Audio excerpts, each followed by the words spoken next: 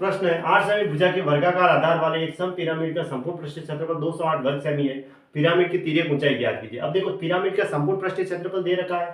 Pyramid का जो संपूर्ण पृष्ठीय क्षेत्रफल होता है 208 बराबर एक तो आधार का क्षेत्रफल, आधार क्या है वर्ग है, तो वर्ग का क्षेत्रफल हो गया 8 का स्क्वायर यानी भुजा स्क्वायर प्लस पार्श्व पृष्ठ का क्षेत्रफल। अब पार्श्व पृष्ठ का क्षेत्रफल होता है 1/2 आधार का परिमाप। आधार का परिमाप क्या होगा, आधार वर्ग है तो आधार का परिमाप होगा वर्ग का परिमाप 4 गुना भुजा यानी 8 गुना 4, ठीक है। और तिर्यक ऊंचाई, ये लो तिर्यक ऊंचाई, ये होता है पिरामिड का संपूर्ण पृष्ठीय क्षेत्रफल बराबर क्या होता है आधार का क्षेत्रफल प्लस पार्श्व पृष्ठ का क्षेत्रफल। तो पार्श्व पृष्ठ का क्षेत्रफल, आधार का क्षेत्रफल तो 8 का स्क्वायर क्योंकि आधार है वो 8 सेमी भुजा वाला वर्ग है। पार्श्व पृष्ठ का क्षेत्रफल क्या होगा 1/2 आधार का परिमाप गुणा तिर्यक ऊंचाई होता है, तिर्यक ऊंचाई यह ले ली, आधार का परिमाप है जो आधार है वो वर्ग है तो वर्ग का परिमाप क्या होगा भुजा गुणा 4 कह सकते हैं, 8 गुणा 4 कर दो डायरेक्ट। अब इससे भी सॉल्व हो जाएगा तो डायरेक्ट 208 बराबर 8 का स्क्वायर तो 64 प्लस ये इसको इससे काट दिया तो 16 आया। इसको मैंने इधर लाया तो 208 में से 64 माइनस किया तो 8 में से 4 गया 4, अब 20 में से 6 गया तो 14 बराबर 16 एल। तो इसको इससे काटा तो ये 9 बार, तो एल बराबर कितना आया 9। सिर्फ फॉर्मूले के माध्यम से कर लिया, ऑप्शन सी सही है। अब एक पिरामिड का संपूर्ण पृष्ठीय क्षेत्रफल क्या है जिसका आधार दे रखा है 8 सेमी भुजा वाला वर्ग और पिरामिड की ऊंचाई दे रखी है, ठीक है। देखो पिरामिड का संपूर्ण पृष्ठीय क्षेत्रफल क्या होता है, मैं यहां लिख दूं एक बार, पिरामिड का संपूर्ण पृष्ठीय क्षेत्रफल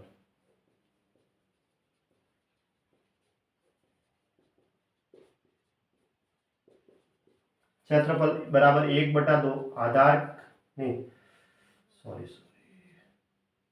पहले यूं लिख देते हैं, पिरामिड का संपूर्ण पृष्ठीय क्षेत्रफल आधार का क्षेत्रफल प्लस पार्श्व सतह का क्षेत्रफल, ऐसे ही लिखते हैं। तो पार्श्व पृष्ठ का क्षेत्रफल 1/2 आधार का परिमाप गुणा तिर्यक ऊंचाई, ठीक है, बस तिर्यक ऊंचाई ये होता है। ऐसे पार्श्व पृष्ठ का क्षेत्रफल क्या होता है 1/2 आधार का परिमाप गुणा तिर्यक ऊंचाई और आधार का क्षेत्रफल। अब आधार क्या है, आधार तो दे रखा है वर्ग है, 8 सेमी भुजा वाला एक वर्ग है तो आधार का क्षेत्रफल भुजा स्क्वायर हो गया वर्ग का स्क्वायर यानी 8 का स्क्वायर प्लस 1/2, फिर आधार का परिमाप, परिमाप क्या है आधार में वर्ग है तो वर्ग का परिमाप भुजा गुणा 4 करते हैं तो 8 गुणा 4 कर दो। अब तिर्यक ऊंचाई हमें निकालनी पड़ेगी, तिर्यक ऊंचाई है, अब एल की वैल्यू चाहिए। अब देखो नीचे तो आधार होगा, ये तो क्लियर हो गई बात, ठीक है, इधर बनाता हूं। तो हाँ, तो हमें ये देखना है जैसे ये आधार को हमेशा वर्ग बनाएंगे, वर्ग का आधार इसने कहा है, ये इसने कहा है कि आधार जो है वो 8 सेमी भुजा वाला वर्ग है तो अगर ये 8 है तो ये भी 8 है फिर ये भी 8 है, ऐसे ऐसे चारों भुजाएं 8 है। अब पिरामिड है तो एक वर्टेक्स होगा तो ये लो वर्टेक्स, इसका वर्टेक्स यहाँ जा रहा है, ठीक है, ऐसे ऐसे ये वर्टेक्स जाएगा। अब मुझे ये बताओ कि हमें क्या निकालना है, मैं यही डायरेक्ट कर देता हूँ। अगर अगर देखो ये 8 है तो फिर ये बीच में से ये पॉइंट लिया मैंने तो यहाँ ये कितनी हुई आधी हुई 4, अगर ये 4 हो गई, ये 4 हो गई। अब तिर्यक ऊंचाई चाहिए तो हमें पता है पिरामिड की ऊंचाई देखो 3 सेंटीमीटर दे रखी है, ये 3 सेंटीमीटर दे रखी है तो 3 4 5 का ट्रिपलेट होता है, तिर्यक ऊंचाई 5 आ गई। मतलब ऐसे समझो ना ये नॉर्मली इस तरीके से।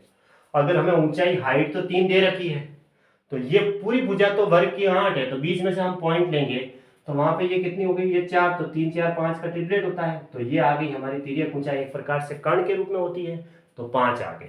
तो वहां यहाँ 5 वैल्यू रख दो, 64 प्लस इसको इससे काट दिया 4 बार, 16 गुणा 5 यानी कि 16 64 प्लस 80 यानी कितना आया 144 वर्ग सेमी या सेमी स्क्वायर, ये इसका आंसर हो गया सेमी स्क्वायर यानी ऑप्शन सी सही है 144 सेमी स्क्वायर। पिरामिड में जो आधार होगा ना उस पॉइंट को एक वर्टेक्स पॉइंट पे मिलेंगे सारे, वर्टेक्स कह सकते हैं हम, जेनिथ कह सकते हैं, पिनेकल कह सकते हैं, समिट कह सकते हैं, क्लाइमैक्स कह सकते हैं, एपोगी कह सकते हैं। सबसे ऊपर का जो हाई पॉइंट होता है जैसे मटकी फोड़ते हैं तो हम ग्रुप बना के सबसे ऊपर एक को रखते हैं ना वर्टेक्स को, तो उसी को कहते हैं पिरामिड, ठीक है।